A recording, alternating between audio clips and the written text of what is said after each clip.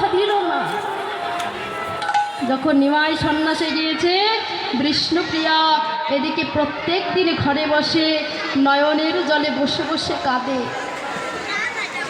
একটি দিনের কথাই ধরি মা, সকাল থেকে সন্ধ্যা পর্যন্ত এক মুষ্টি ধান নিয়ে গঙ্গার ধারে বসত, আর সেই একটি একটি ধান থেকে একটি করে চাউল বের করত, আর সেই একটি ধানের মধ্যে হরে কৃষ্ণ হরে রাম রাম রাম হরে হরে, হরে কৃষ্ণ মহামন্ত্র নাম জপ করত। তারপর সেই ধান থেকে যে চাল বের হতো সেই চালটিকে অন্য এক জায়গায় রাখত। এমনিভাবে করতে করতে সকাল থেকে সন্ধ্যা পর্যন্ত যতটুকু চাল হতো সেই চালটিকে গঙ্গার ধারে ধুয়ে হব্বিষ রন্ধন করে সারাটি জনম পার করে দিল।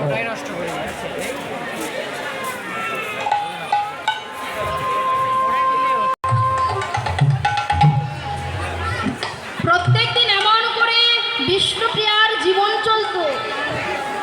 কিন্তু একদিন নিমাই যখন সন্ন্যাস গ্রহণ করেছে, এদিকে সচী মাতা কাঁদতে কাঁদতে পাগল হয়ে গিয়েছে, বিষ্ণুপ্রিয়াও কাঁদতে কাঁদতে পাগল প্রায়। এমন সময় নিত্যানন্দ মহাপ্রভু সচী মাতাকে এসে বলছে, মাগো তুমি আর কেঁদো না, নিমাইকে একটি বাসবো। সেদিন নিত্যানন্দ মহাপ্রভু নিমাইকে গিয়ে বলছে, ভাই পুরো নদিয়াবাসী তোর জন্য কাঁদতে কাঁদতে পাগল হয়ে গিয়েছে রে। সচী মাতা কাঁদতে কাঁদতে পাগল হয়ে গেছে, অভাগিনী বিষ্ণুপ্রিয়াও কাঁদতে কাঁদতে পাগল প্রায়। একটি বারের জন্য হলেও তুই ফিরে চল ভাই।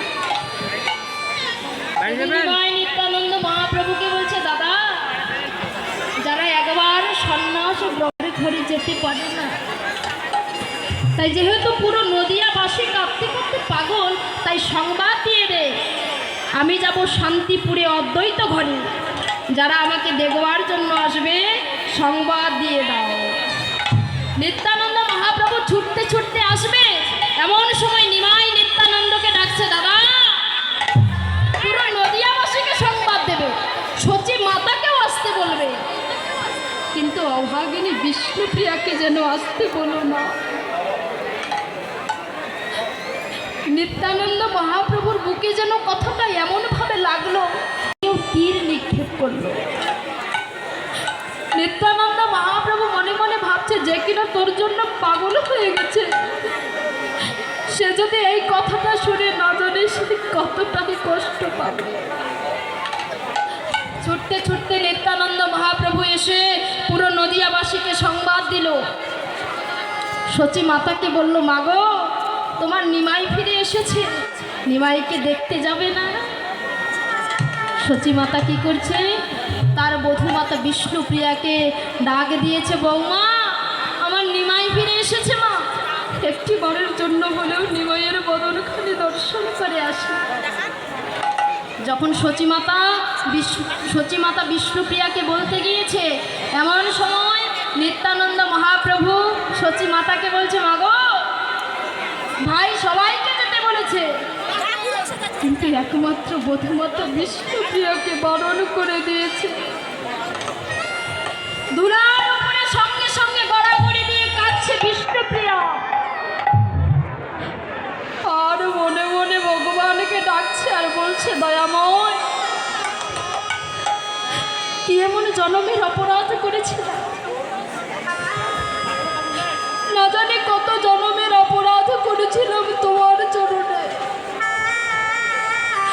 সবাই তোমাকে দেখতে পাবে, সবাই তোমার চরণ স্পর্শ করতে পারবে, কিন্তু আমার মতো অভাগিনী তোমার বদনটিও দর্শন করতে পারবে। ধুলার উপরে গড়াগড়ি দিয়ে কাঁদছে বিষ্ণুপ্রিয়া, আর ভগবানকে বলছে যে দয়াময় আর কত কাঁদালে তুমি সুখ পাবে, আর কত কাঁদালে তুমি শান্তি পাবে। সারাটি জনম ধরে কাঁদিয়ে কাঁদিয়েও কি তুমি সুখ পেলে না? শুধু এ যুগে নয়, সেই সত্য যুগেও তুমি আমাকে কাঁদিয়েছ, ত্রেতা যুগেও তুমি